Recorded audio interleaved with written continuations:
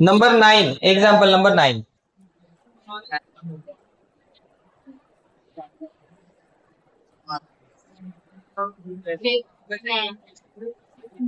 tan inverse of cos 7x plus 1 plus sin 7x. ठीक है.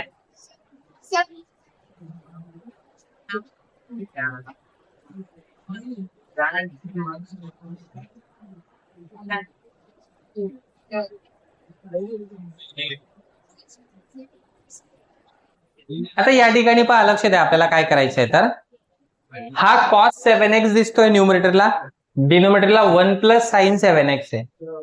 बाहेर आहे tan इनवर्स.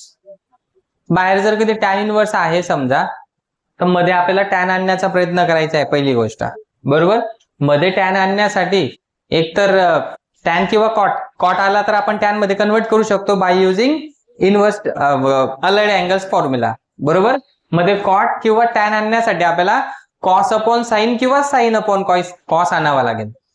मग त्यासाठी आपल्याला काय करता येणार इथं, तर इथे हा cos 7x दिसतोय, इकडे 1 प्लस साइन 7x दिसतोय. 1 प्लस साइन 7x च्या ऐवजी जर कधी 1 प्लस कॉस 7x राहिला असता इथे, या ठिकाणी जर 1 प्लस कॉस 7x राहिला असता तर काय केलं असतं आपण, बोला बरं, काय केलं असतं, काय केलं असतं, 2 इंटू, यस, फॉर्म्युला आहे ना, 1 plus cos 2 theta equal to येतो 2 इंटू कॉस स्क्वेअर थीटा, आणि 1 मायनस कॉस 2 थीटा राहिला तर 2 इंटू साइन स्क्वेअर थीटा. हे 1 प्लस कॉस राहिला असता किंवा 1 मायनस कॉस राहिला तर असं केलं असतं आपण. पण मग इथे काय दिसतंय, 1 प्लस साइन 7x आहे. याला काय करणार, मग काय करणार बरं,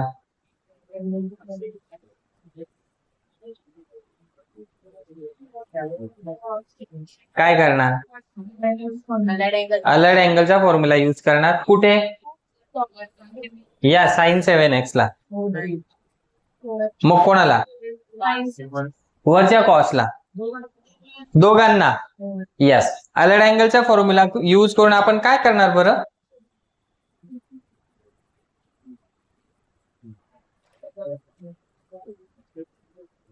सगळ्यात आधी गिवन जे आहे त्याला आपण y कन्सिडर करून घेतला, cos 7x upon 1 plus sign 7x, हे करून घेतलं. आता याच्यानंतर आपल्याला बारके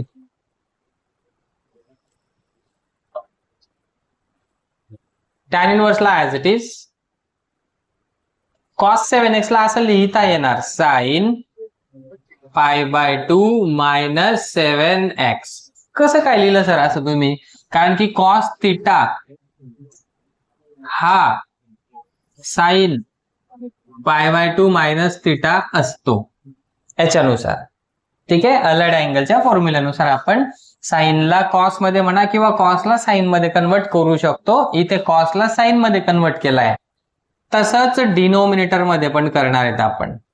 डिनोमिनेटर मध्ये काय करता येणार, 1 ला आपण ऍज इट इज लिहून घेणार.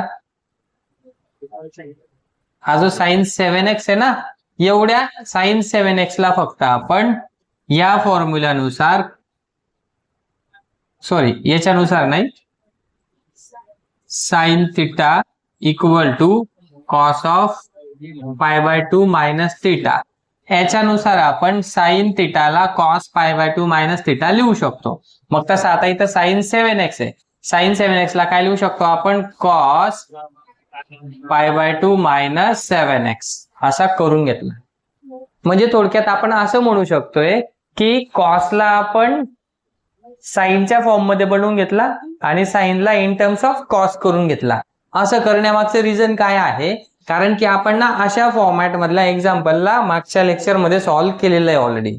जर कधी साइन असेल एका साइडला आणि म्हणजे न्यूमरेटरला असेल आणि डिनोमिनेटरला 1 प्लस कॉसच्या फॉर्मॅट असेल, तर त्या ठिकाणी आता आपण डबल अँगलच्या फॉर्म्युल्यानुसार याला लिहू शकतोय. 1 प्लस कॉसला, 1 प्लस कॉसला आपण कसं लिहू शकतो, 1 प्लस कॉस थिटा असेल समजा, त्याला आपण काय लिहितो 2 × cos स्क्वेअर थीटा असं लिहिलं होतं की नाही, आपण लास्ट लेक्चर मध्ये केलंय आपण एका, राईट. मग याला पण आपण ना याच्यासारखं असं लिहू शकतो.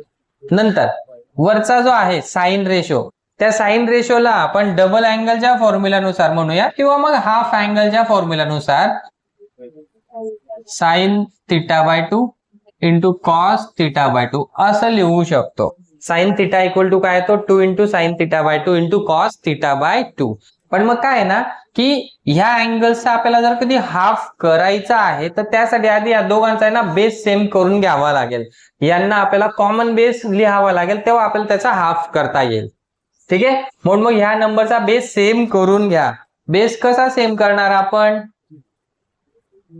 tan इनवर्स ऑफ, इथे वरती साइन आहे तो ऍज इट इज लिहिला, इथे ब्रॅकेट मध्ये π/2 - 7x आहे, तिथे बेस कसा सेम करणार. मग π/2 - 7x साठी काय करणार आपण बोला, पाय ऍज इट इज मायनस हा 2 या 7 ला मल्टिप्लाय करणार, किती होणार 14x, आणि डिवाइड ला 2 असेल आपला कॉमन, डिवाइड बाय 1 + cos, इथे पण बेस सेम करून घेणार पाय - 14x अपॉन 2 असं केलं आपण. म्हणजे न्यूमरेटरला पण साइन दिसतोय आणि डिनोमिनेटरला आपल्याला 1 + cos दिसतोय, राईट. आता आपण याला या फॉर्म्युलानुसार 2 × sin θ/2 × cos θ/2 करणार. म्हणजे हा जो थिटा आहे ना, असं समजा की एवढा अँगल आहे. आता याला आपल्याला असं लिहायचंय तर 2 × sin, बाहेर tan इनवर्स आहेच, याला आपण लिहिणार आहोत आता 2 × sin.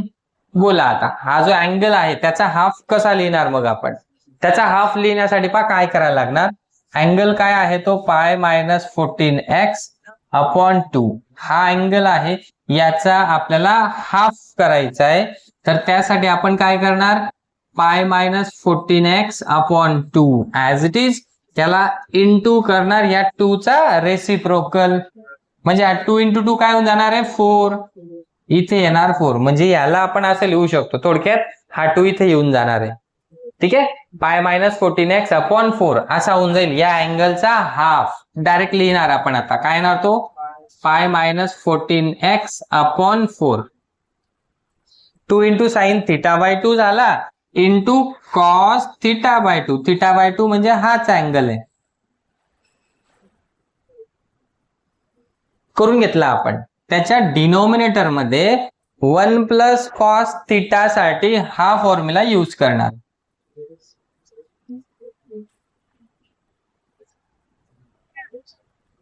मग 1 + cos θ काय होतो 2 × cos स्क्वेअर θ/2. सॉरी, इथे डिवाइड बाय 2 असला पाहिजे. ओके, 2 × cos स्क्वेअर θ/2 म्हणजे आता इथे पण करणार आपण काय तर 2 × cos स्क्वेअर θ/2.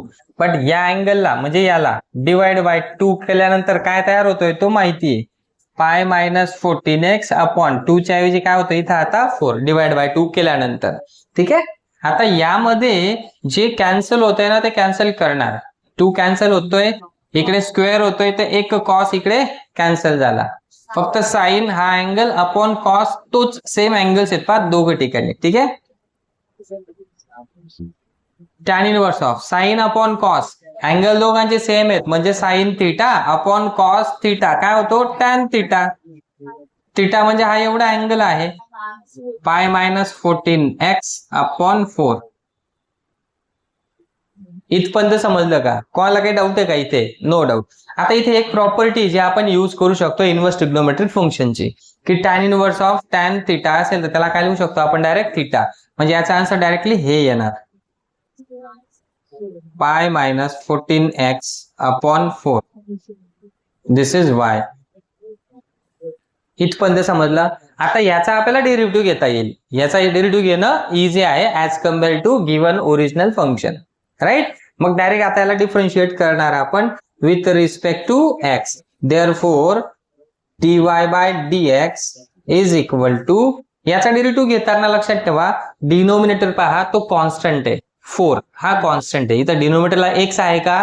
नाहीये एक्स इथं, म्हणून मग आहे ना हा कॉन्स्टंट म्हणतोय आपण. या कॉन्स्टंटला डिनोमिनेटरला असेल तर त्याला आपण डेरिव्हेटिव्हच्या बाहेर काढतो डायरेक्ट, म्हणजे 1/4 बाहेर आला, डी बाय dx ऑफ कोणाचा घेणार? Only pi minus 14x.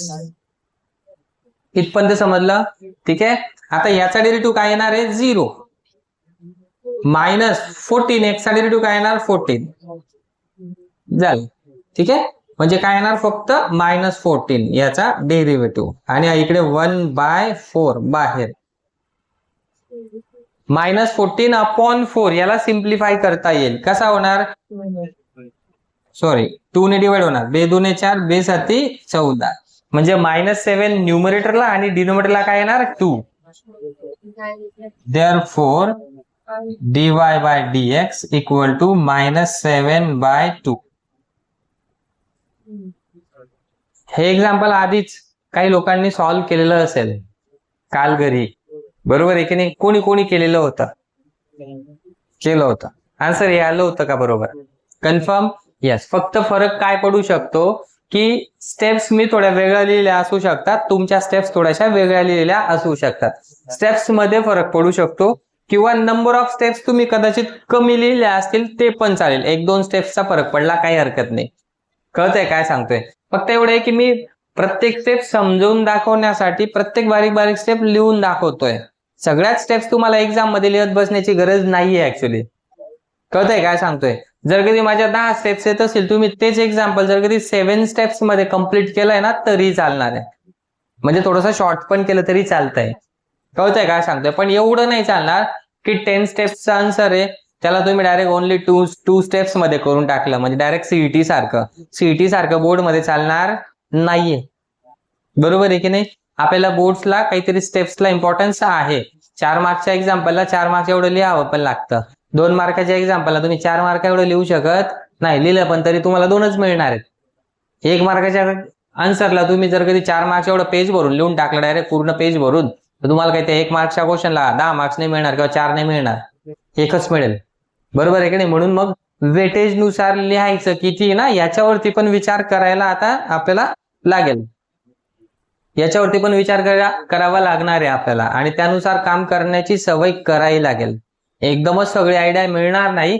Experience मधून आणि आपल्या प्रयत्नांमधून या गोष्टी तुम्हाला अवगत होतील हळूहळू, आणि बाकी गोष्टी मी जशा वेळोवेळी सांगेल त्यातून. कळतंय काय सांगतोय? ठीक आहे. आता हे एक्झाम्पल झालंय. बाहेर होता tan इनवर्स, मध्ये आपण tan आणलाय जेणेकरून tan इनवर्स आणि tan हे दोघं कॅन्सल होऊन डायरेक्ट इथं हा π-14x/4 राहिला. याचा डेरिव्हेटिव्ह घेतला आपण. डेरिव्हेटिव्ह कशा पद्धतीने घ्यायचा आहे ते तुम्हाला चांगलं जमतं. ठीक आहे. हा होता नंबर 9. नेक्स्ट पाहायचा आहे आपल्याला नंबर 10. लक्ष द्या इकडे. पुढचं जे एक्झाम्पल आहे तर त्याच्यामध्ये आपल्याला tan inverse of cosec x plus cot x असं दिलेलं आहे.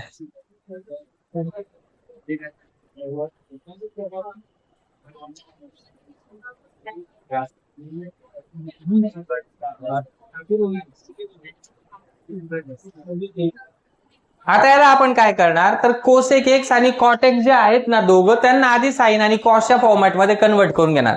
इथे आपल्याला पुन्हा तेच काम करायचं जे मागच्या क्वेश्चन्स मध्ये केलं होतं आपण. काय तर बाहेर tan इनवर्स आहे ना, तर मध्ये पण tan आणण्याचा प्रयत्न करायचा आहे. tan किंवा कॉट आला तर त्या कॉटला आपण टॅनच्या फॉर्म मध्ये इझिली करून टाकणार आहेत बाय युजिंग अलाइड अँगलचे फॉर्म्युले. बरोबर आहे की नाही? मग टॅन येऊ द्या किंवा कॉट येऊ द्या, पण टॅन किंवा कॉट आणण्यासाठी आधी त्याला आपल्याला साइन कॉस मध्ये करून घ्यावं लागेल. म्हणजे sine theta upon cos theta यायला पाहिजे किंवा cos theta upon sine theta यायला पाहिजे. ठीक आहे. मग इथं कोसेक एक्सला, मग कोसेकला आपण काय लिहू शकतो 1/sin x प्लस कॉटला काय लिहिणार आपण cos x upon sin x.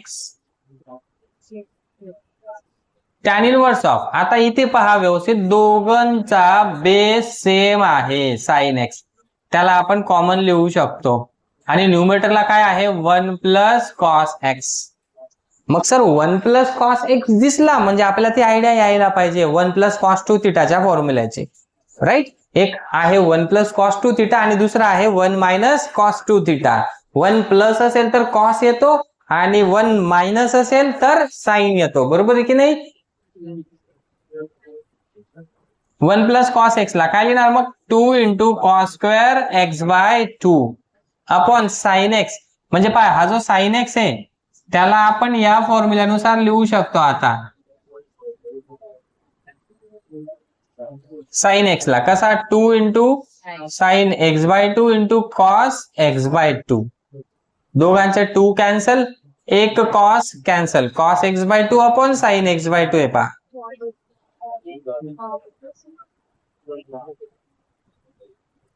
Cos upon sine काय होतो? कॉट होतो. कॉट एक्स बाय 2 केला, टॅन इनवर्स आणि कॉट कॅन्सल होतील नाही. काय करायला लागणार मग? याला इन टर्म्स ऑफ टॅन बनवून घ्यावं लागणार. मग त्याला इन टर्म्स ऑफ टॅन बनवण्यासाठी कॉटला काय करणार आपण? Tan pi by 2 minus x by 2 असं करून घेणार. ठीक आहे. हे आपण ना कोणत्या फॉर्म्युल्यानुसार सांगतोय असं? तर cot theta equal to tan pi by 2 minus theta याच्यानुसार अलर्ट अँगलचे फॉर्म्युले एकदा रिवाइज करून टाका सगळे. काल पण बोललो तुम्ही तुम्हाला. ठीक आहे. हे दोघं कॅन्सल होतील, काय राहणार फक्त?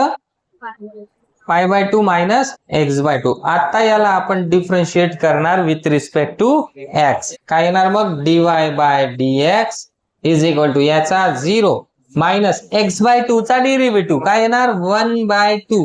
कसं काय 1 बाय 2? एक्स बाय 2 चा डेरिव्हेटिव्ह, तर हा 2 ला आपण डेरिव्हेटिव्हच्या बाहेर काढला. डेरिव्हेटिव्ह फक्त कोणाचा घेणार आपण? एक्सचा.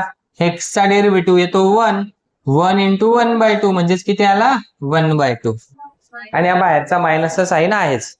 आला एक्स बाय 2 चा डेरिव्हेटिव्ह 1 बाय 2 डायरेक्ट लिहायचा आहे आपल्याला. ठीक आहे. समजला का पण?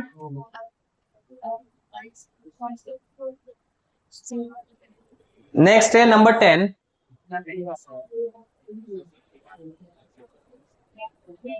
Cot inverse of 1 plus sine 4x upon 3. Direct answer मध्ये लिहूया आपण त्याला. Cot inverse of under root of 1 plus sine 4x upon 3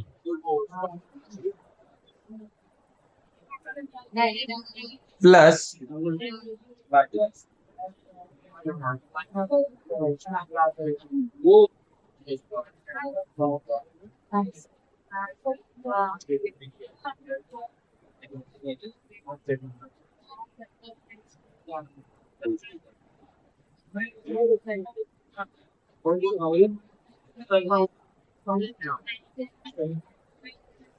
हे एक्झाम्पल दिलंय. आता पाहून घाबरून जातील अर्धे लोक. तर सर शॉक लागला एकदम जोरात, बरोबर आहे का नाही? पण हा हेच काम करायचंय बहुशः असं. पण आता याला डायरेक्ट डिफरन्शिएट आपल्याला करता येणार नाहीये.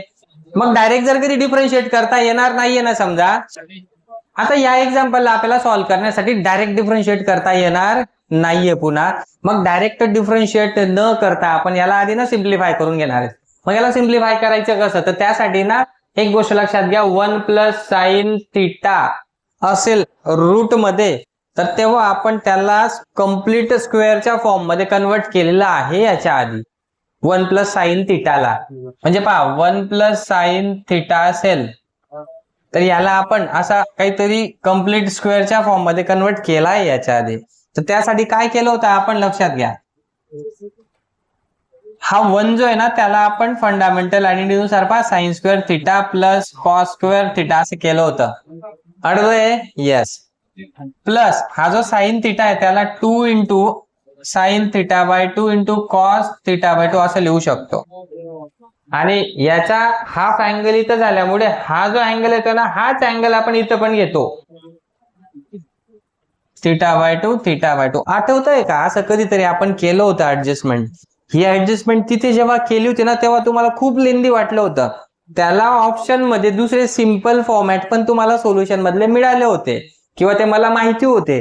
माहिती असताना पण मी तुम्हाला ते सांगितले नाहीत का? कारण की इथे ते शॉर्टकट काम करणार नाहीयेत. कळतंय काय सांगते? तिथे लॉंग कट मध्ये तुमची जर कधी व्यवस्थित प्रॅक्टिस झालेली असती तर याला तुम्हाला जास्त जड वाटणार नाहीये शिकताना. तिथे तुम्ही शॉर्टकट शोधला चालेल, काही हरकत नाही, पण इथे शॉर्टकट नाहीये, इथे तुम्हाला या पद्धतीने जावं लागेल आता. ठीक आहे, लक्ष द्या आता. मग या ठिकाणी आपण इथे रूट पण पाहतोय फॉर्मॅट मध्ये. एवढ्याच पार्टचा विचार करतोय आपण सध्या. फक्त हा जो थिटा आहे ना, थिटाच्या ऐवजी काय आहे इथं, तर 4x/3 आहे. मग याला आपण असं करतोय, इथे सोबत स्क्वेअर रूट पण आहे. हा स्क्वेअर रूट कॅन्सल करण्यासाठी आपल्याला या मधल्या टर्मला कम्प्लीट स्क्वेअरच्या फॉर्म मध्ये आणायचं आहे. आणि तो कम्प्लीट स्क्वेअरच्या फॉर्म मध्ये आणण्यासाठी आपण याला असं बनवून घेतलं बाय रूल. ठीक आहे, मग याला आपण कम्प्लीट स्क्वेअरच्या फॉर्म मध्ये लिहू शकतो का? याला इथे असं, तर हो लिहू शकतो. कसं काय लिहू शकतो सर? तर त्यासाठी आपण एक फॉर्म्युला शिकलोय अल्जेब्रा मध्ये. कोणता? a प्लस बी ब्रॅकेट स्क्वेअरचा. काय असतो तो? a square plus twice ab plus B square असा. मग या फॉर्मॅट मध्ये जर कधी काहीतरी असेल ना, तर त्याला आपण अशा फॉर्मॅट मध्ये लिहू शकतो, म्हणजे कम्प्लीट स्क्वेअरच्या फॉर्म मध्ये. मग याला जर कधी आपण असं लिहू शकतोय कम्प्लीट स्क्वेअरच्या फॉर्म मध्ये, आणि याला आपल्याला कम्प्लीट स्क्वेअरच्या फॉर्म मध्येच बनवायचा आहे, तर मग हा याच्यासारखा असला पाहिजे, आणि याच्यासारखा हा आहे. म्हणजे काय आहे इथे ऍक्च्युली, तर हा इकडे ए आहे, हा इकडे बी आहे, हा ट्वाइस ए बी असा आहे. पहा, ए स्क्वेअर प्लस बी, इथं स्क्वेअर आहे, sine square plus cos square, हा A square plus B square plus twice A B असा आहे की नाही? यस. म्हणजे आपण याला ए प्लस बी ब्रॅकेट स्क्वेअरच्या फॉर्म मध्ये लिहू शकतो. म्हणजे कसा? Sine theta by 2 plus cos theta by 2 bracket square असं पण लिहू शकतो, किंवा कॉस थिटाला आधी आणि साइन थिटाला नंतर असं पण केलं तरी चालतंय. कसं पण लिहा, डझंट मॅटर. कोणाकोण समजतंय मी काय सांगतोय? दोघं पद्धतीने चालणार आहेत, बरोबर. आणि या दोघं पद्धतीनुसार मी तुम्हाला त्या दिवशी ते एक्झाम्पल पण सॉल्व्ह करून दाखवलं होतं. एकच एक्झाम्पलला कदाचित आपण काहीतरी पूर्ण एक लेक्चर लावून दिलं होतं, बरोबर आहे की नाही? पण मग कन्सेप्ट क्लिअर व्हायला पाहिजे, त्याला इम्पॉर्टन्स आहे ना, की आपण किती शिकतोय. त्याला किती शिकण्यापेक्षा आपल्याला किती येतंय ना, ते महत्वाचं आहे. कळतंय काय सांगतोय? म्हणून मग आपण टाइम लागला चालेल, पण एक एक कन्सेप्ट क्लिअर करत करत पुढे चाललोय. ठीक आहे, लक्ष द्या. मग आपण जर कधी याला असं करू शकतोय, तर याला आपण अशा पद्धतीने डायरेक्ट लिहायला आता काही हरकत नाहीये, आणि डायरेक्ट एक्झाम मध्ये पण लिहिलं तरी चालणार आहे. कळतंय का काय सांगतोय मी? म्हणजे पहा आता कसं लिहिणार आपण याला. हा आहे cot inverse under root of 1 plus sine 4x/3 आहे ना, 1 प्लस साइन थिटा, या थिटाच्या ऐवजी 4x/3 आहे. मग याला जेव्हा आपण इथं असं लिहिला, तर तेव्हा काय करणार होता आपण? थिटा बाय 2 म्हणजेच काय? 4x/3 divide by 2. याला तुम्ही काय करणार, म्हणजे असा आहे तो 4x/3/2. याला तुम्ही काय लिहू शकता, तर 4x/3 इंटू या 2 चा रेसिप्रोकल म्हणजे 1/2. म्हणजेच काय होणार? 4x/6. याला तुम्ही जर सिम्प्लिफाय केला, 2x/3 बनतोय तो. किती बनतोय तो? 2x/3. हे कोणाकोणाला समजलं काय केलंय? हे जे कॅल्क्युलेशन केलंय आपण, त्याच्यामधून आपल्याला काय मिळाला? हाफ अँगल मिळाला. कोणाचा हाफ? याचा हाफ. याचा अर्धा मिळाला आपल्याला. तो सेपरेटली आपण रफ मध्ये कॅल्क्युलेट करून घेतला. ठीक आहे, आणि मग आपल्याला माहिती आहे की हे जे हाफ आहेत ना, हे सगळे इथे आहेत, आणि याच्या पुढे काय करतोय आपण? या अँगलचा हाफ इथे येतोय. पहा, म्हणजे sine half plus cos half bracket square. मग याचा काय येणार मग? Sine half plus cos half angle आणि ब्रॅकेट स्क्वेअर, कम्प्लीट स्क्वेअर. इथे अँगल काय येणार आहे? याचा हाफ. म्हणजेच काय? 2x/3 2x/3. हे कोणाकोणाला समजलं? समजलं असेल तर आपण डायरेक्ट लिहूया. जर नसेल समजत तर मी स्टेप बाय स्टेप इथं पण लिहून दाखवू शकतो. फक्त एवढं आहे की स्टेप बाय स्टेप इथं लिहत बसलो ना, खूप लेंदी होऊन जाईल एक्झाम्पल, सोल्युशन खूप मोठं होईल, आणि तितकं आपल्याला मोठं आन्सर लिहिण्याची गरज नाही ऍक्च्युली. कळतंय का काय सांगतोय? म्हणून तुम्हाला याला आहे ना डायरेक्ट असं लिहिता यायला पाहिजे, आणि याला डायरेक्ट असं लिहिता यायला पाहिजे. त्यासाठी तुम्हाला घरी जाऊन आता याचं आन्सर हे कसं काय आलेलं आहे ना, जे समजवलेलं आहे ना, हे रफ मध्ये स्वतः प्रॅक्टिस करून ठेवायची आहे. म्हणजे आता रफ मध्ये तुम्ही टाइम द्या, नाहीतर आपण एक्झाम मध्ये उलटा काम करतो, एक्झाम मध्ये रफ वर्क करत बसतो. थांबा, याला आहे ना काहीतरी करतो आपण असं, पण याला असं करण्यासाठी असं काहीतरी करावं लागतं, मग मी ते आधी रफ मध्ये करून पाहतो. असं काम करतात तुम्ही एक्झाम मध्ये उलट काम. तिथे टाइम नसताना तुम्ही विनाकारण या गोष्टींना टाइम देत बसतात. कळतंय का मला काय म्हणायचंय? तिथे नाही द्यायचा या गोष्टींना टाइम. रफ वर्कला तुम्हाला रफ वर्कला टाइम आता द्यायचा आहे. आता भरपूर टाइम अवेलेबल आहे आपल्याकडे, लिमिटेशन नाहीये फारसं. बरोबर आहे की नाही? घरी जाऊन तुम्हाला ही प्रोसेस करून पाहायची आहे, जे मी तुम्हाला मागे एका एक्झाम्पल मध्ये करून दाखवलेली ऑलरेडी. ठीक आहे ना? मग याला आपण डायरेक्ट असं लिहिला, जसा हा केला ना तसंच सेम बिलकुल डिनोमिनेटर मध्ये पण पहा, अपॉन अंडर रूट ऑफ, हा पण आपल्याला याच्यासारखा लिहिता येणार,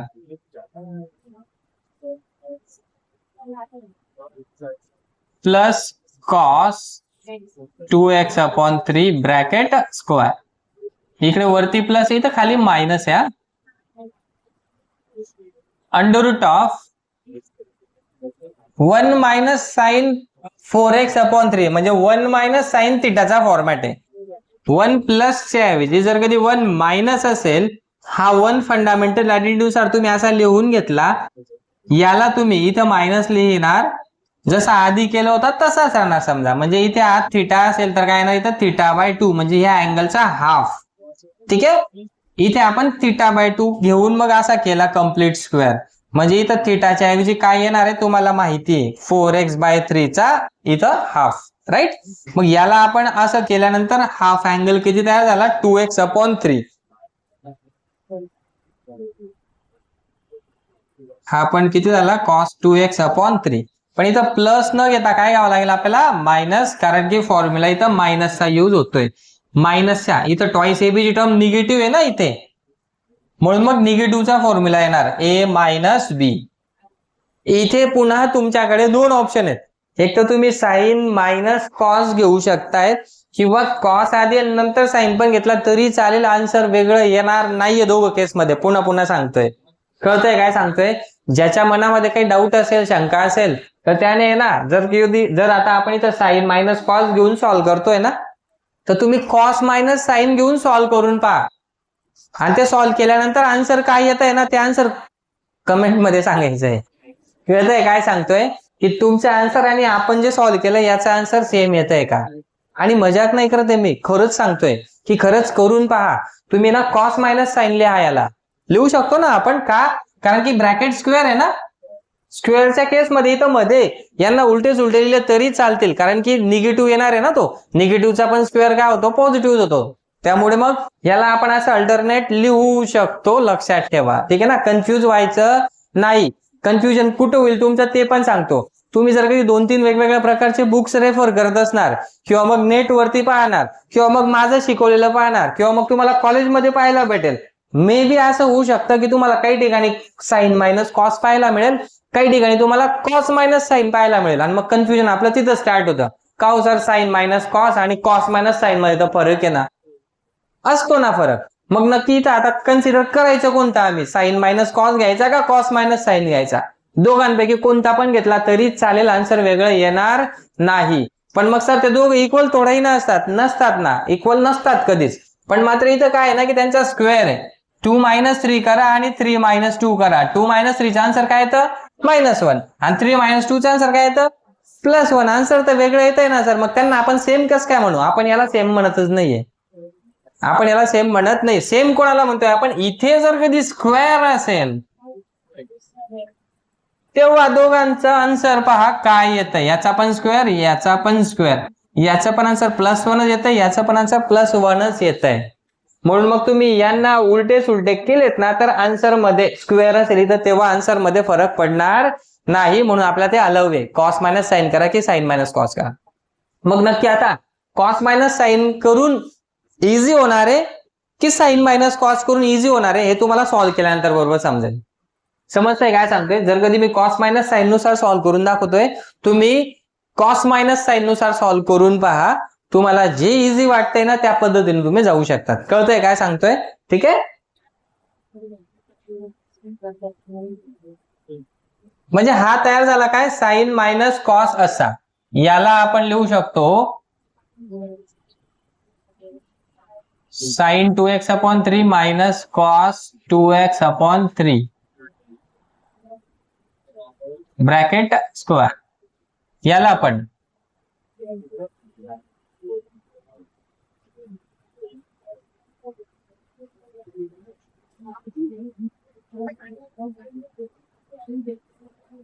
असा करून घेतला.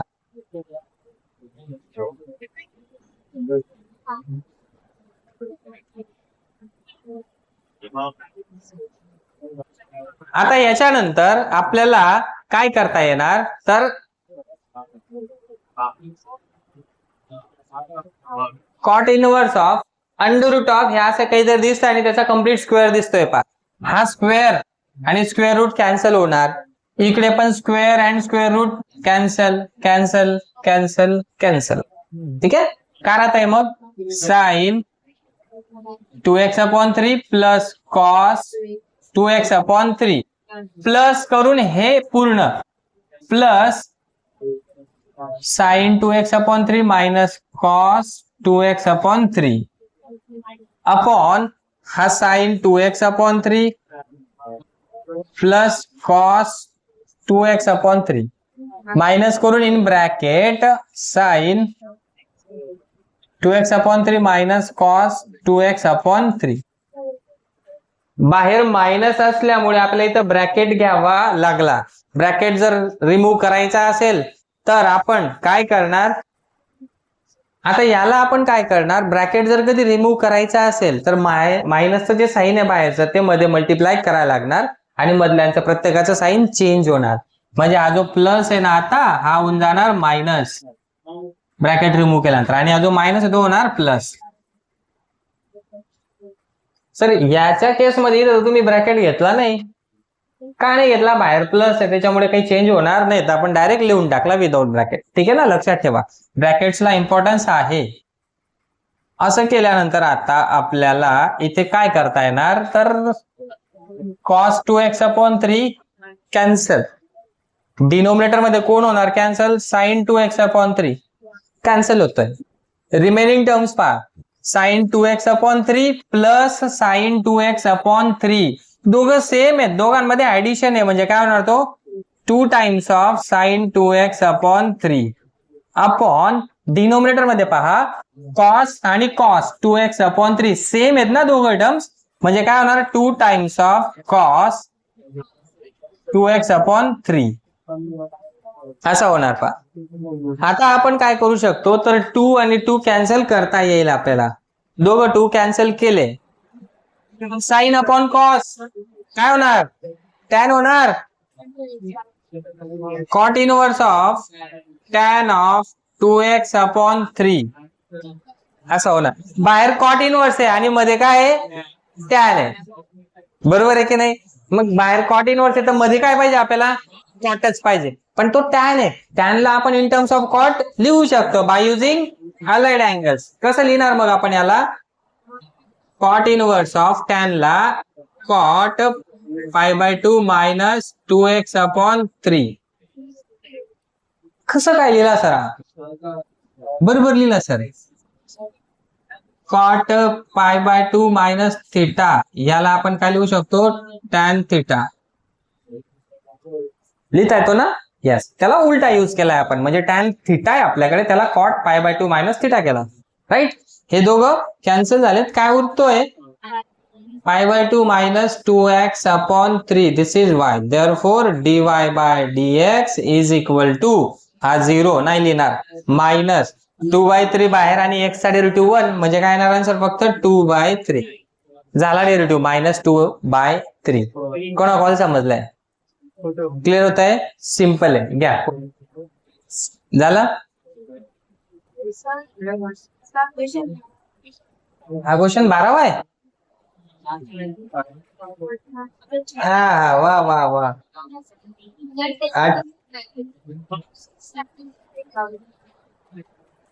हा ठीक आहे ना पण सिक्वेन्स अरे हा राहून गेला 1 प्लस कॉस x राहून गेला.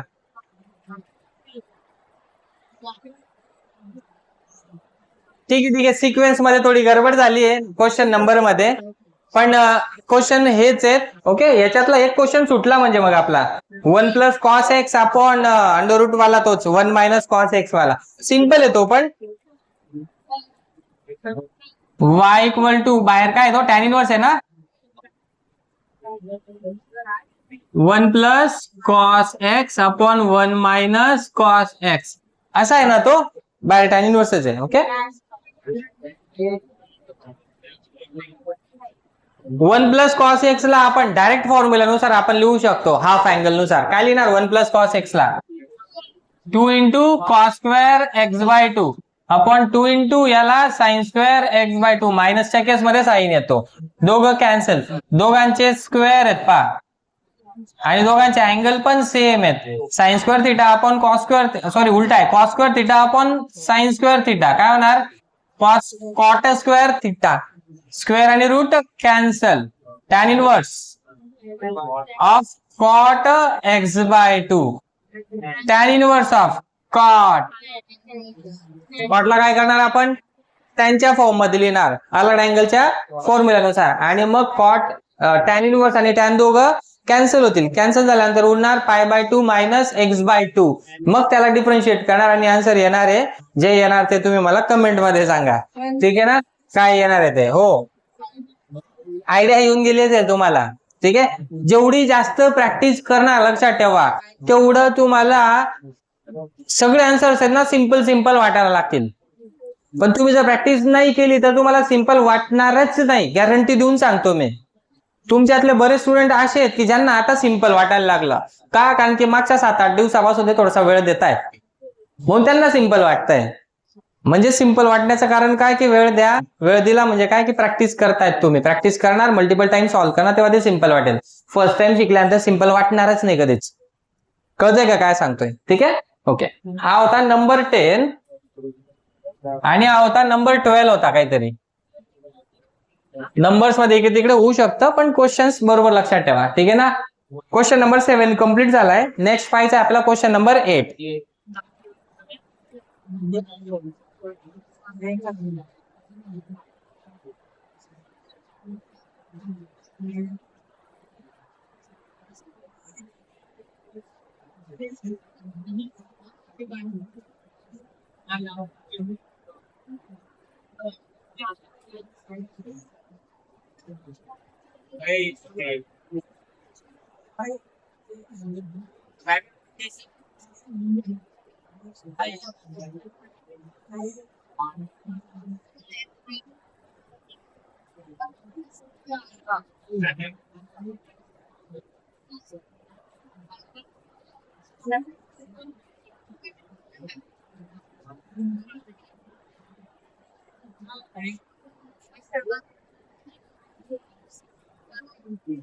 बोलू नका, लक्ष द्या इकडे आता.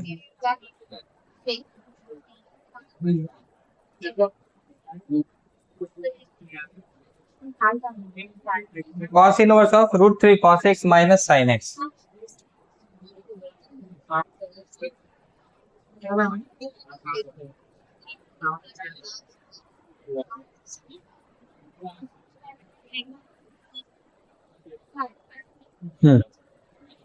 ठीक आहे, लक्ष द्या इकडे आता, बोलू नका, प्रत्येकाने एकदम लक्ष समोर ठेवा.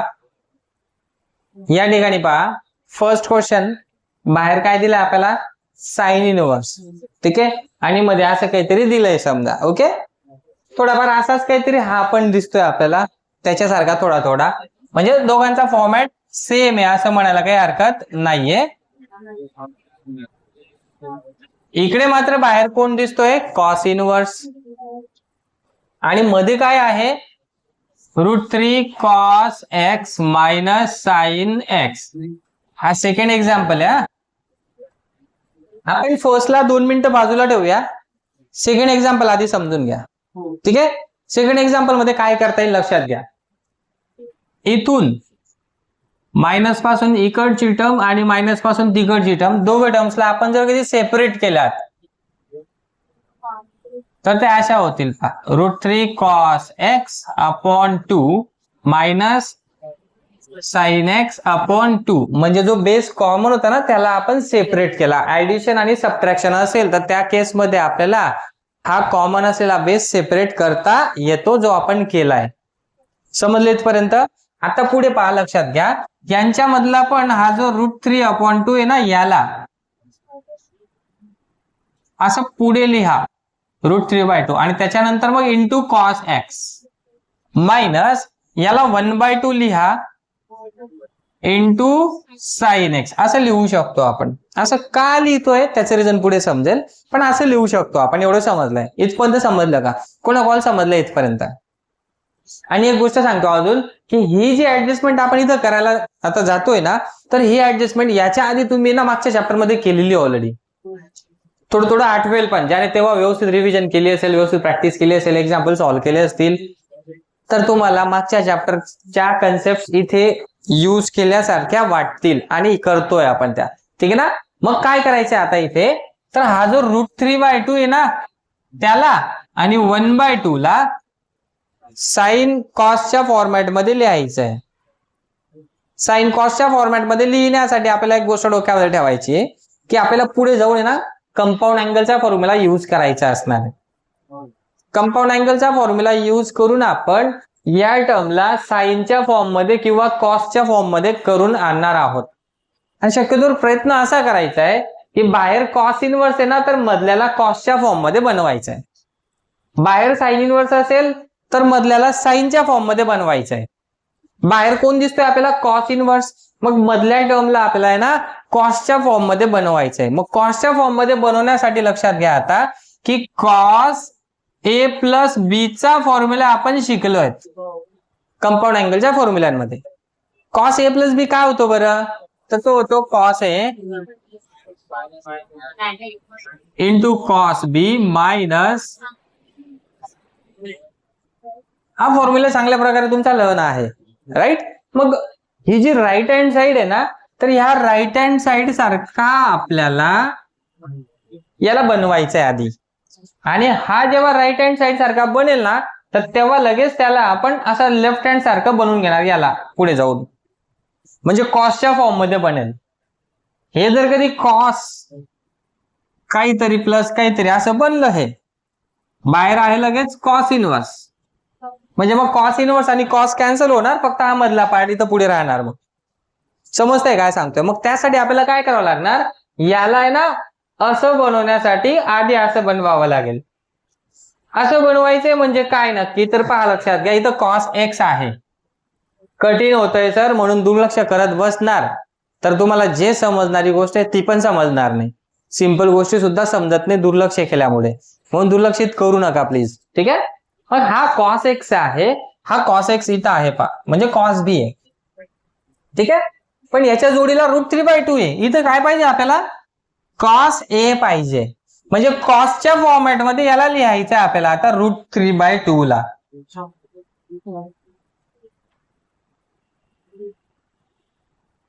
बाहेर हा cos inverse as it is, √3/2 ला आपण कॉस काहीतरी लिहायचं. आता कॉस 30 ची व्हॅल्यू पहा बरं किती येते.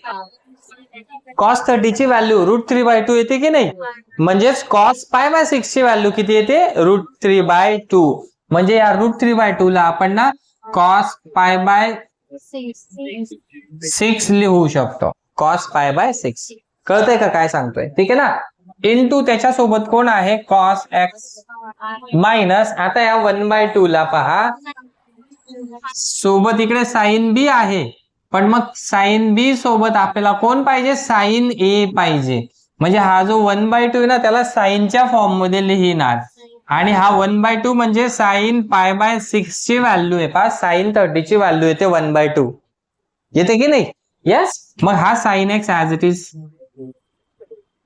याला आपण असं का लिहिलंय? कारण की आता याला आपण बरोबर cos A into cos B minus sign A into sine बी म्हणजे याच्यासारखं पाहतोय, आणि याला आपण असं लिहू शकतोय, म्हणून मग याला आपण याच्यासारखं लिहिणार. आता कसं लिहिणार? बाहेर कॉस इनवर्स आहेच, याला आपण लिहिणार directly cos of A plus B, म्हणजे काय? π/6 प्लस एक्स. असं समजा की हा π/6 म्हणजे आहे ए आणि हा एक्स म्हणजे आहे बी. हा पहा इथं ए, हा इथं आहे बी.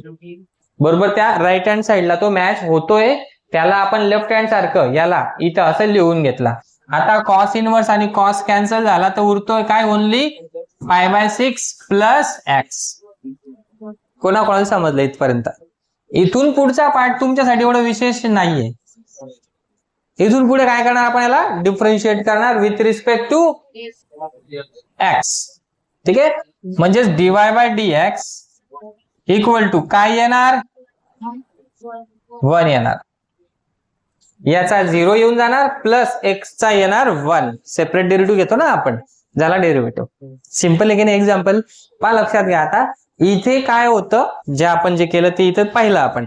इथे काय करणार मग आपण सेम अशी प्रोसेस करायला जाणार आहेत. पण अशी प्रोसेस करताना इथे आपल्याला प्रॉब्लेम काय येतोय ते लक्षात घ्या. समजा गिव्हन एक्झाम्पल आपण y कन्सिडर केला. Therefore y is equal to sine inverse of, आधी हा बेस सेपरेट करून घेतला, तिथे जसा सेपरेट केला तसा इथे पण 5 into cos x upon root 41 असा केला. हा सेपरेट केल्यानंतर पुढची स्टेप काय सांगितली तुम्हाला की हे असं एका साइडला लिहून घेणार. Sine inverse of 4 upon root 41 into sine x plus 5 upon root 41 into cos x. इथपर्यंत ठीक आहे. पण आता इथून पुढे आपण काय केलं होतं की इकडे जो रूट 3/2 होता ना, त्या रूट 3/2 ला काय केला होता आपण कॉस π/6 लिहिला होता. कारण की कॉस π/6 ची व्हॅल्यू खरोखर रूट 3/2 येते की नाही. मग तसा आता आपण या 4/√41 ला साइन किंवा कॉसच्या फॉर्म मध्ये लिहिणार आहेत. मग नक्की साइनच्या फॉर्म मध्ये लिहायचा की कॉसच्या फॉर्म मध्ये लिहायचा हे डिसाइड करण्यासाठी काय विचार करायचा लक्षात ठेवा की बाहेर साइन इनवर्स आहे. बाहेर कोण आहे साइन इनवर्स. मध्ये काय पाहिजे आपल्याला मग साइन. बाहेर साइन इनवर्स आहे तर मध्ये काय पाहिजे साइन. म्हणजे एक्सपान्शन कोणाचं बनवायचं आहे आपल्याला साइन a प्लस बी चं किंवा साइन a मायनस बी चं. ठीक आहे, मग मला एक सांगा आता साइन a प्लस बी चा फॉर्म्युला काय आहे. Sine a into cos B plus cos a into sine B आहे की नाही असा. येस. आणि इथं जर मायनस असेल, नाही सॉरी आपण उलटा लिहिला, इथे मायनस येणार. साइनच्या केस मध्ये रेशो, हा सॉरी व्हेरी गुड. साइनच्या केस मध्ये रेशो चेंज झालेत, साइन चेंज होणार नाही, साइन ऍज इट इज. जर मायनस असेल तर इथं काय येणार आहे मग मायनस. मग काय ना की या फॉर्मॅट मध्ये आपण याला बनवणार आहेत. मग याला जर कधी या फॉर्मॅट मध्ये बनवायचंय तर तिथं आधी आपल्याला इथं मध्ये प्लसचं साइन पण दिसतंय.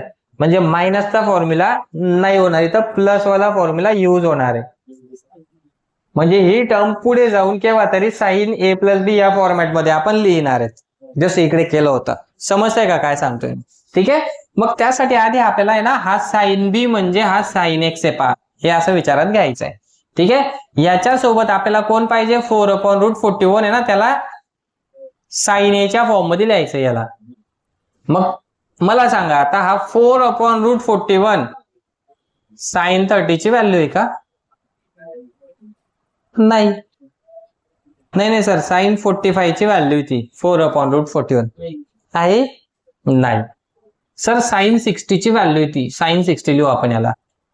येणार नाही, जो इथं आपल्याला माहिती होता.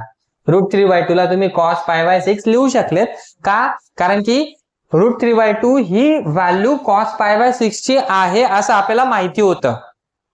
माहिती ना आपल्याला cos 30 ची व्हॅल्यू √3/2 येते असं. म्हणून मग आपण याला माहिती असणारा अँगल लिहून टाकला इथं π/6, राईट. तसा इथे आपल्याला माहिती असणारा अँगल लिहिता येणार का. cos b आहे, cos b नाही, इथं साइन आहे. म्हणजे हा फॉर्मॅट आहे. सॉरी, इथं काय आहे साइनचा फॉर्मॅट आहे. याला आपल्याला कॉसच्या फॉर्म मध्ये करून घ्यावं लागेल. मग कॉस साठी का होईना, समजा कॉसच्या फॉर्म मध्ये आपल्याला याच्यासाठी अँगल माहिती का, नाही माहिती ना. मग याच्यासाठी जर कधी कॉसचा कोणता अँगल आहे ते जर माहिती नसेल तर त्या केसमध्ये करायचं काय आपल्याला ते लक्षात घ्या. अशा केसमध्ये म्हणजे काय ना, याच्यामध्ये काय फरक आहे एक्झाम्पल मध्ये, तो फरक मी तुम्हाला एकदा सांगतोय. इथं अशा व्हॅल्यू तयार होत आहेत ज्यांच्यासाठी आपल्याला हे अँगल्स माहिती असतील. यांच्यासाठी, याच्यासाठी पण माहिती आहे π/6. बट सेकंड केस कशी की अशा व्हॅल्यू पण येतात की ज्यांच्यासाठी आपल्याला अँगल्स माहिती नसतील. पण मग सगळ्यात आधी महत्वाचा विषय हा आहे की ह्या व्हॅल्यू एक्झिस्ट करतात का पण साइन किंवा कॉसच्या. ही व्हॅल्यू साइनची किंवा कॉसची येते का. 4/√41 ही व्हॅल्यू येऊ शकते का साइनची किंवा कॉस फंक्शनची. कोणाला वाटतं की येणार नाही असं. कोणाला वाटतंय की येऊ शकते सर. 4/√41 ही व्हॅल्यू येऊ शकते सर. येऊ शकते. कोणाला वाटतंय येऊ शकते सर. ठीक आहे, वाटतंय असं. कोणत्या बेसिसवर सांगताय असं की ही व्हॅल्यू येऊ शकते सर. आपला जो टेबल लर्न केलाय आपण त्या टेबल मध्ये ती व्हॅल्यू नाहीये आहे का टेबल मध्ये नाही. पण मग ही व्हॅल्यू येऊ शकते. येते ही व्हॅल्यू. मी तुम्हाला याच्या आधी ट्रिग्नोमेट्री शिकवताना ह्या विषयावरती बोललेलो पण आहे. तिथे तुम्ही टाइमपास समजून सोडून दिल्यात त्या गोष्टी. पण कन्सेप्ट क्लिअर करा. एक्झाम्पल्स पटापट सॉल्व्ह करून पुढे पळण्याऐवजी एक्झाम्पल सॉल्व्ह करताना आहे ना कन्सेप्ट पण क्लिअर व्हायला पाहिजे. कळतंय का काय सांगतोय. ठीक आहे. मग पहा आता 4/√41 हा जर काही तुम्ही व्यवस्थित विचारात घेतला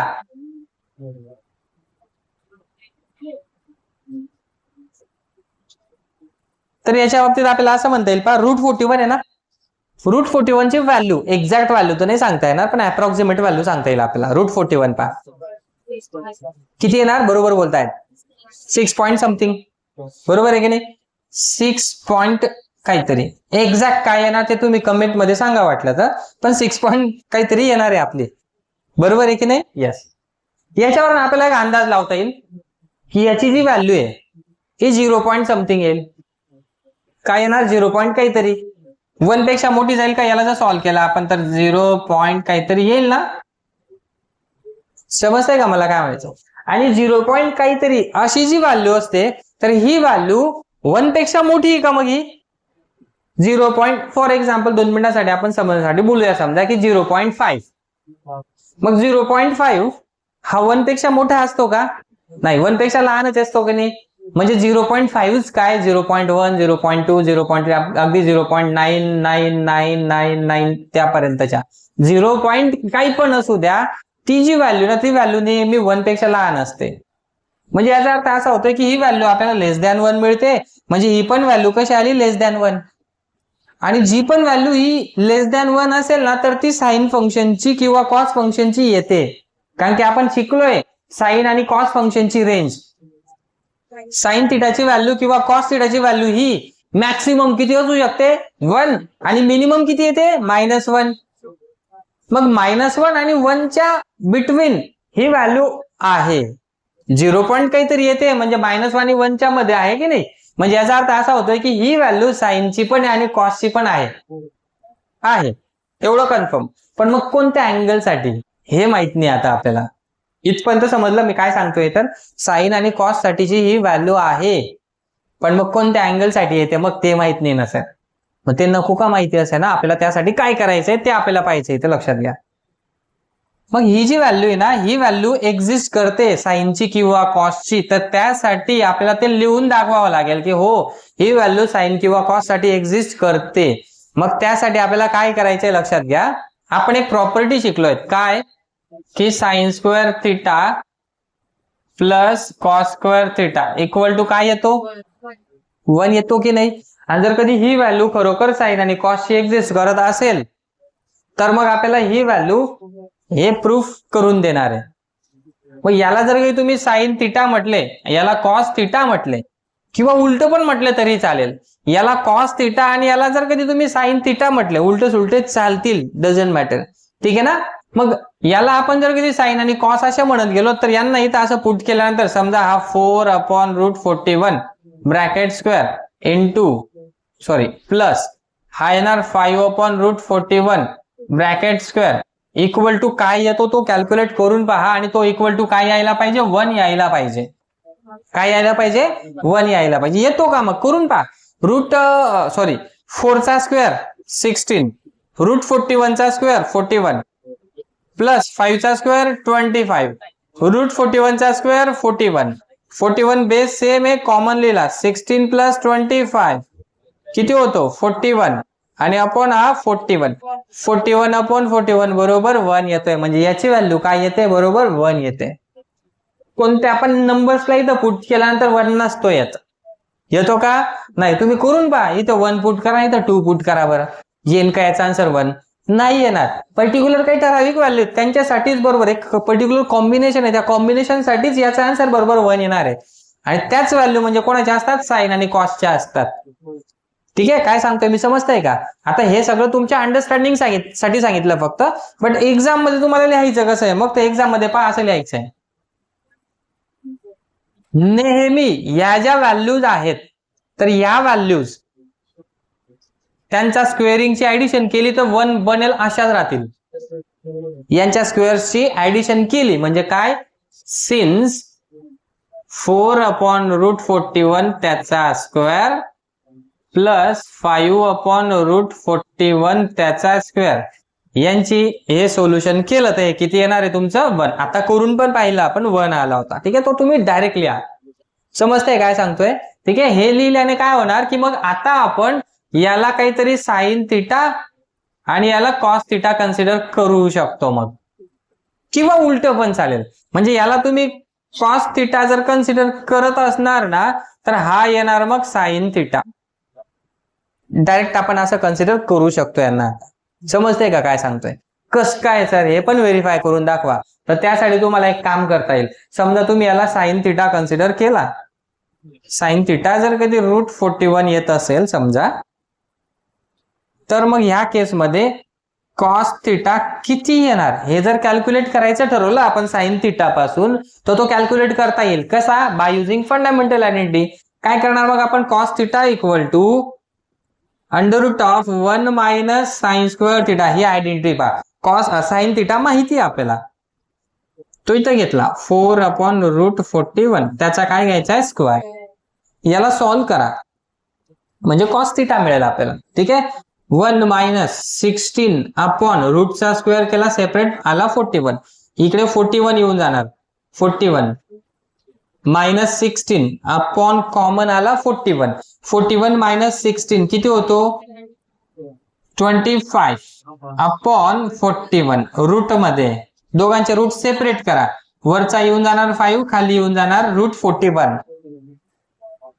म्हणजे पहा कॉस थिटा किती येतोय 5 अपॉन रूट 41. आपण साइन थिटा कोणाला म्हटलं होतो, साइन थिटा 4 अपॉन रूट 41 ला. याच्यापासून कॉस थिटा किती मिळाला आपल्याला 5 अपॉन रूट 41. यास तर त्या दोघं व्हॅल्यू आहेत आणि हा इकडे. म्हणजे तुम्ही याला डायरेक्ट आता असं कन्सिडर करू शकतात की याला जर तुम्ही साइन थिटा म्हटले तर याला काय म्हणणार मग तुम्ही कॉस थिटा. समजतंय का काय म्हणायचंय मला. हा साइन थिटा असेल तर याला कॉस थिटा किंवा उलट पण चालेल. याला तुम्ही कॉस म्हटलेत तर याला तुम्ही काय म्हणू शकणार डायरेक्ट साइन थिटा. या व्हॅल्यूज अशा दिलेल्या असतील की त्यांच्या मधाला एक साइन थिटा असेल आणि एक कॉस थिटा असेल. इथे ऍडजस्टमेंटच अशी असेल नंबर्सची की जे सेपरेट केल्यानंतर असे नंबर्स बनतील आणि हे नंबर्स एक असेल साइन थिटा तर दुसरा कॉस थिटा असेल आणि एक दुसरा कॉस थिटा असेल समजा तर पहिला साइन थिटा असेल आणि उलट पण असतं. समजतंय का काय सांगतोय. हे फक्त तुमच्या अंडरस्टँडिंग साठी सांगतोय मी, कारण की बऱ्याच विद्यार्थ्यांना ना हे समजत नाही डायरेक्ट कसं काय घेऊन टाकलं असं. याला साइन थिटा डायरेक्ट कसं काय म्हणून घेतलं आणि त्याला डायरेक्ट कसं काय कॉस थिटा म्हणून घेतला. इथं समजून जातं आपल्याला कारण की इथं व्हॅल्यू माहिती आहे म्हणून की सर हा रूट 3/2 हा π/6 ची व्हॅल्यू आहे म्हणून आपण याला इथं घेऊन टाकला. पण इथं व्हॅल्यू माहिती नाहीत ना या, म्हणजे यांच्यासाठीचे अँगल माहिती नाहीत. तरी पण आपण यांना एकाला साइन थिटा आणि कॉस थिटा कन्सिडर करून घेतो. फक्त एवढं की अँगल लिहित नाही की कोणत्या अँगलची ही व्हॅल्यू आहे, कोणत्या अँगलसाठी ही व्हॅल्यू, तो अँगल नाही लिहिणार आपण. इथपर्यंत समजतंय का काय सांगतोय. मग आपण काय करणार, ह्या व्हॅल्यूत ना यांना आधी असं लिहून घ्यायचं इक्वल टू स्क्वेअरिंग करून इक्वल टू 1. ठीक आहे, मग यांच्यातली ही जी पहिली व्हॅल्यू आहे ना हिला तुम्ही therefore y is equal to इला बाहेर हा साइन इनवर्स आहेच, याला तुम्ही ना समजा साइन थिटा म्हणा. काय म्हणणार याला साइन थिटा इंटू त्याच्या जोडीला कोण आहे साइन एक्स प्लस याला तुम्ही म्हणणार कॉस थिटा इंटू त्याच्या जोडीला कोण आहे कॉस एक्स. एक गोष्ट सांगतो, काही लोकांना इथे थोडीशी मिस्टेक वाटत असेल मागच्या माझ्या 15 मिनिटाच्या एक्सप्लेनेशन नुसार. काय मिस्टेक सापडत असेल तुम्हाला, सर हा इथं साइन एक्स इथं काय पाहिजे होता कॉस पाहिजे होता. तेव्हा साइन आणि कॉसची जोडी, इकडे पण साइन कॉसची जोडी पाहिजे होती, तेव्हा साइन कॉसच्या जोडीनुसार आपण याला मग तो साइनच्या फॉर्मॅटमध्ये केला असता आणि मग बाहेरचा साइन इनवर्स कॅन्सल करता आला असता. पण तुम्ही तर दोघं साइन साइन आणि कॉस कॉस घेऊन घेतले, म्हणजे हा फॉर्म्युला कोणाचा तयार होऊन जाईल? कॉसचा तयार होऊन जाईल. असे तुमच्या माइंड मध्ये येत असेल गोष्ट कदाचित, ठीक आहे ना. पण हे पण चुकीचं नाहीये. म्हणजे असं पण चालतं का? हो चालतं. म्हणजे पहा, तुम्ही इथे काही पण बनवा, एक तर साइनचा फॉर्म्युला बनला पाहिजे किंवा कॉसचा तरी बनला पाहिजे. याच्यानुसार गेले तर तुमचा इथं काय बनून जातोय? कॉस बनतोय. आणि मग बाहेर साइन इनवर्स आहे, कॉस त्याच्यासोबत कॅन्सल होईल का? नाही होणार आहे. पण मग ह्या कॉसला आपण अलाइड अँगलचा फॉर्म्युला यूज करून साइन मध्ये कन्वर्ट करू शकतोय की नाही? मग याला आपण काय करणार? पुढे जाऊन साइनच्या फॉर्मॅटमध्ये कन्वर्ट करून घेणार, तेव्हा कुठं बाहेरचा साइन इनवर्स ना कॅन्सल होईल मधल्या साइन सोबत. म्हणजे आपल्याकडे चॉईस आपली आहे की आपण या पहिल्या टर्मला साइन मध्ये कन्वर्ट करा की कॉस मध्ये कन्वर्ट करा, कसं पण करा. एक तर इथं साइन मिळेल किंवा कॉस मिळेल, बाहेरचा जो असेल त्याच्यानुसार आपल्याला बनवायचं. मग सर इथे पण चाललं असतं का तसं? तर हो, प्रत्येक एक्झाम्पल मध्ये चालेल तसं. इथे पहा, आपण काय केलं होतं, या √3/2 ला कॉसच्या फॉर्म मध्ये केला होता, केला की नाही? कॉसच्या फॉर्म मध्ये. आणि याला काय केला आपण? साइनच्या फॉर्म मध्ये केला. हेच जर आपण उलट केलं असतं सर तर चाललं नसतं का? म्हणजे कसं पहा,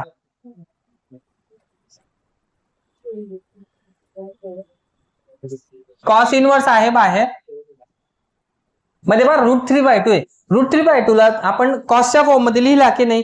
पण मग कॉस थिटाचीच व्हॅल्यू असते का √3/2? फक्त साइनची नसते का? साइन मध्ये पण येते ना √3/2 व्हॅल्यू. मग तुम्ही याला कॉसच्या ऐवजी जर कधी साइनच्या फॉर्म मध्ये लिहिला तर साइन 60 ची व्हॅल्यू आहे की नाही √3/2? म्हणजे साइन π/3 लिहिणार तुम्ही. त्याला काय लिहिणार? साइन π/3.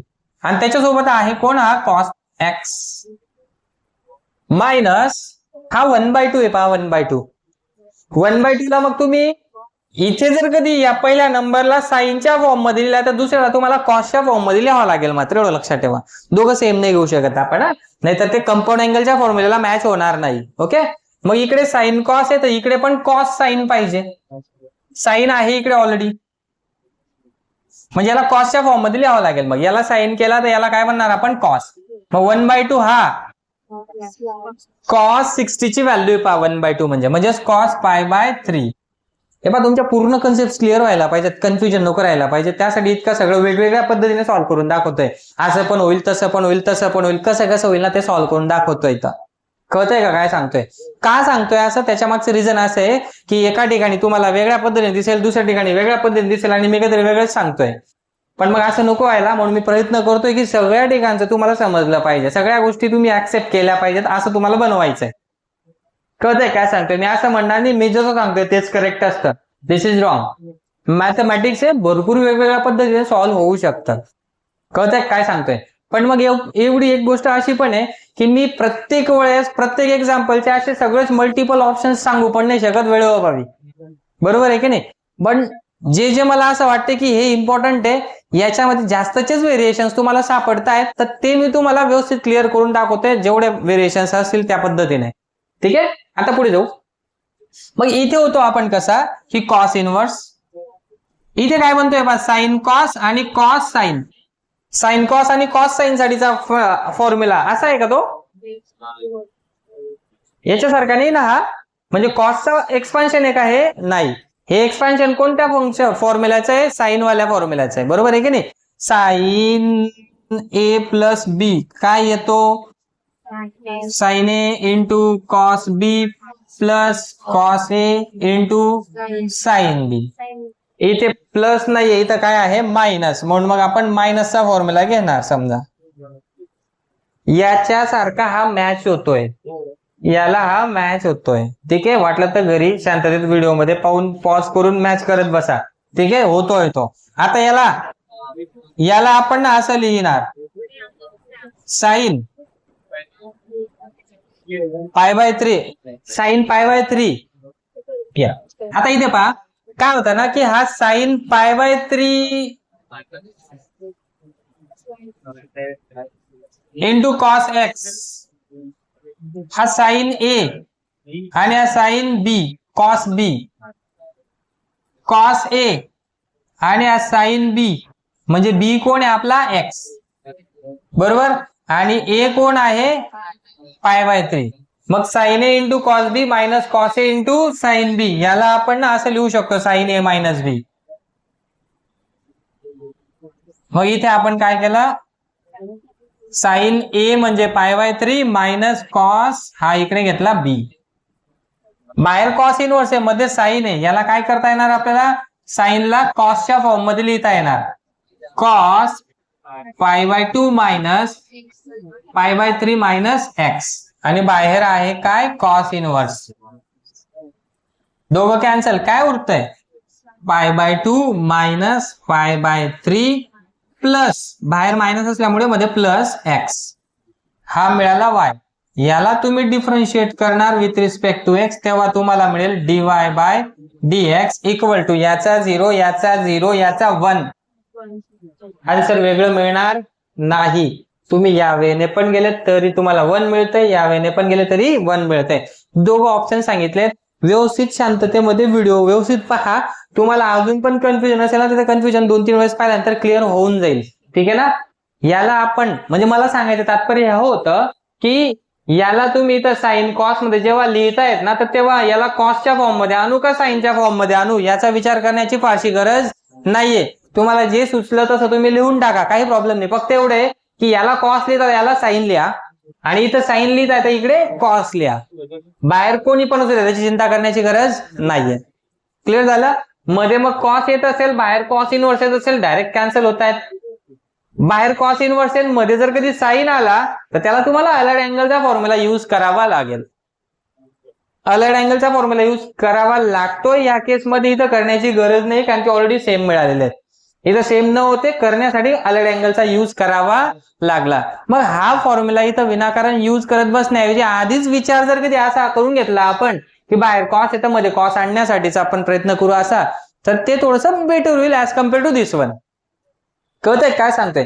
पण जर कधी चुकून तुमच्याकडनं एखाद्या स्पीड मध्ये लिहिताना एक्झाम मध्ये होऊन जातं की तो कॉस मध्ये लिहून घेतला, याला साइन मध्ये लिहून घेतला, आणि मग नंतर समजलं अरे याला आपल्याला कॉसच्या फॉर्मॅट मध्ये, मग आपण याला कट करत बसतो. मग ते कट करत बसण्याऐवजी त्यालाच कंटिन्यू करा ना, या वेने जाईल ते, एवढाच फरक पडेल, एक स्टेपचा फरक पडेल. अशी पण एक स्टेप लिहिलीच गेली ना आपली, मग हिला कट करणार ती खराब पण दिसणार, त्याच्याऐवजी या वेने चालले जा. ऑप्शन माहिती असतील, नॉलेज असेल तर तुम्ही काही पण करू शकताय. कळतंय का काय सांगतोय. किंवा हे सांगण्याचा उद्देश असा पण आहे की तुम्ही जर कधी पण तीच केस आहे, फक्त एवढे की इथं आपल्याला अँगल माहिती नाहीये की कोणता अँगल घ्यायचा. मग इथं अँगल माहित नाही ना, तर आपण त्याला थिटा कन्सिडर करून घ्या, किंवा मग असं काहीतरी दुसरं लेटर पण यूज करू शकतो, टी यूज करू शकतो, एम यूज करू शकतो, पी यूज करू शकतो, काही पण. But most of the times आपण अँगल साठी थिटा यूज करतो ना, म्हणून इथं थिटा यूज करतोय. इथपर्यंत समजलं काय सांगतोय. ठीक आहे. आता अजून पुढे एक गोष्ट की आपल्याला हे असं पुढे केल्यानंतर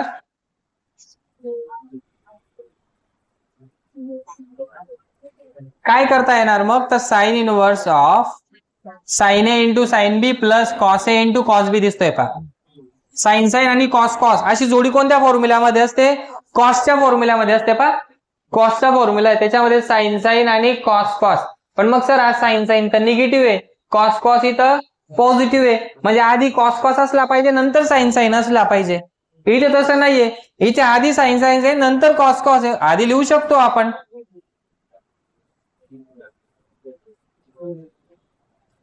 वाटलं तर असं रिअरेंज करून घ्या.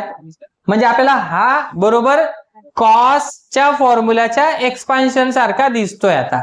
बरोबर आहे की नाही. काय लिहिता येणार मग याला आपल्याला, cos of theta minus x. काय लिहिता येणार आपल्याला, कॉस थिटा मायनस एक्स. हे कोणा मधलं इथपर्यंत क्लिअर होत आहे. Very good. बाहेर साइन इनवर्स आहे सर, मध्ये काय पाहिजे होता, साइन पाहिजे होता, पण मग तो काय आलेला आहे कॉस.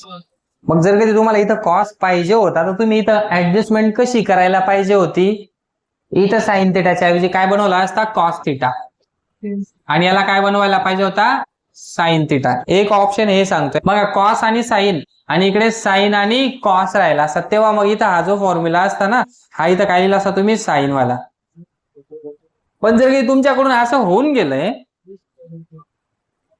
हा इकडे येतोय तुमचा कॉस, तर मग काय हे चुकीचं आहे का, तर नाही, हे पण बरोबर आहे. हीच गोष्ट मी तुम्हाला समजवण्यासाठी इतका टाइमपास केला. एवढं सगळं घेऊन गेलो मागे. समजतंय का काय सांगतोय मी? मग याला आपल्याला करता येईल पुढे काय करणार, याला साईनच्या फॉर्म मध्ये करावं लागेल. Sine π/2 minus theta, right. हा इकडे आहे साइन इनवर्स. हे दोघं कॅन्सल, काय उरतोय only π/2 minus theta minus x. This is y. या ठिकाणी हा जो थिटा आहे तो थिटा म्हणजे कोण आहे, कॉन्स्टंट आहे की व्हेरिएबल आहे, हे आपल्याला डेरिव्हेटिव्ह घेताना विचारात घ्यावं लागेल. बरोबर आहे की नाही? हा सॉरी, प्लस होईल ब्रॅकेट रिमूव्ह केल्यानंतर. व्हेरी गुड, खूप छान.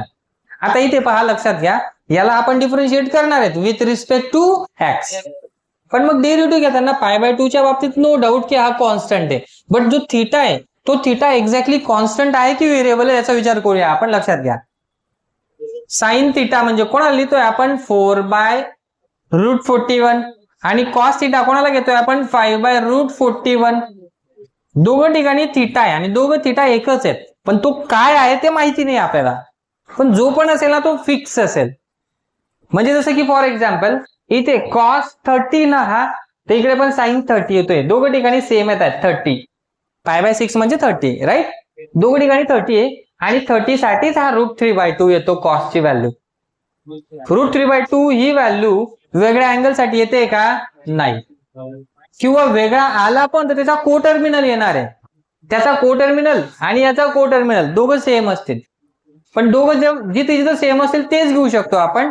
पण सगळेच साइन आणि कॉसचे सगळेच को टर्मिनल अँगलची व्हॅल्यू सेम येत नसते. हे पण कारण की क्वाड्रंट चेंज होतो, त्यानुसार मग व्हॅल्यूचं साइन पण चेंज होतं. जसं की काहींचा फर्स्टचा आहे तो काहींचा थर्ड मध्ये पण येतो. जसं की आता पॉझिटिव्ह व्हॅल्यू मला सांगा, साइनची पॉझिटिव्ह व्हॅल्यू फक्त फर्स्ट मध्येच मिळते का? नाही. अजून कुठं मिळते? सेकंड मध्ये पण मिळते. बरोबर. कॉसची व्हॅल्यू फर्स्ट मध्ये आहे, पण मग कॉसची व्हॅल्यू पॉझिटिव्ह ही सेकंड मध्ये पण मिळते का?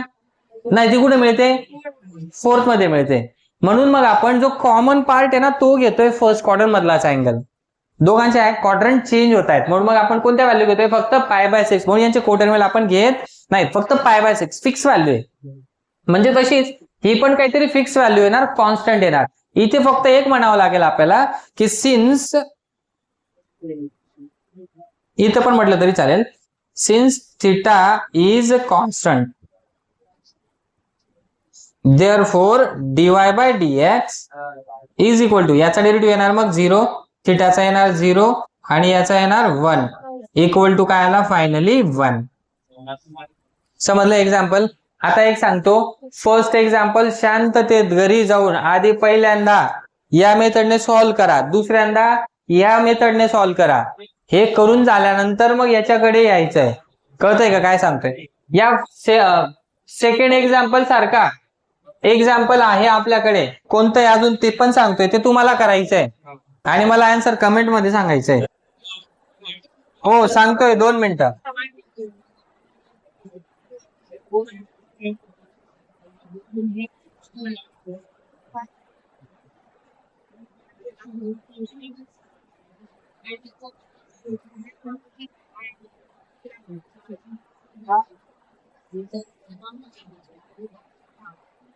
आता हे एक्झाम्पल पहा,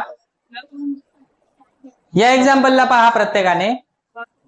काय होतंय की या ठिकाणी जेव्हा आपण यांना सेपरेट करणार आहेत, या ठिकाणी जेव्हा आपण यांना सेपरेट करणार ना, सेपरेट केल्यानंतर काय होणार, हा 1/√2 येईल ना इकडे.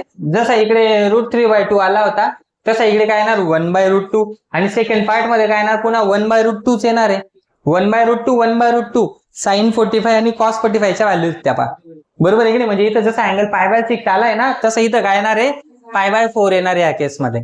समजतंय काय सांगतोय? बाकी तुम्हाला जमेल याचं सोल्युशन काढता. पुढचं एक्झाम्पल नंबर 4.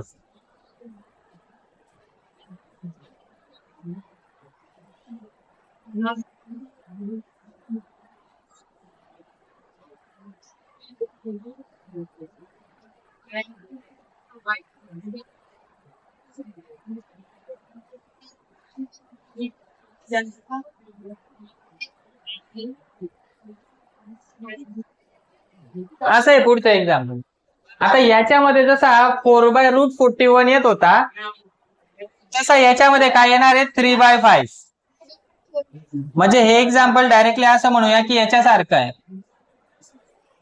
ठीक आहे, याच्यासारखं आपण याला सॉल्व्ह करणार आहे. Next fourth, number 5.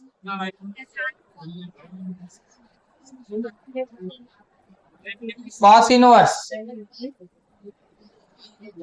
3 into cos of e raised to x plus 2 into sin of e raised to x upon root 13. हे पण एक्झाम्पल पुन्हा याच्यासारखंच आहे. इथं 3/√13 मिळतोय. 3/√13 साठी साइन किंवा कॉसचा कोणता अँगल येतो माहिती आहे का?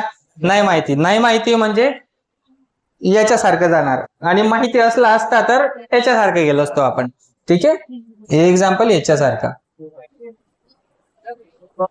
लास्ट एक्झाम्पल उद्या करून घेऊ आपण.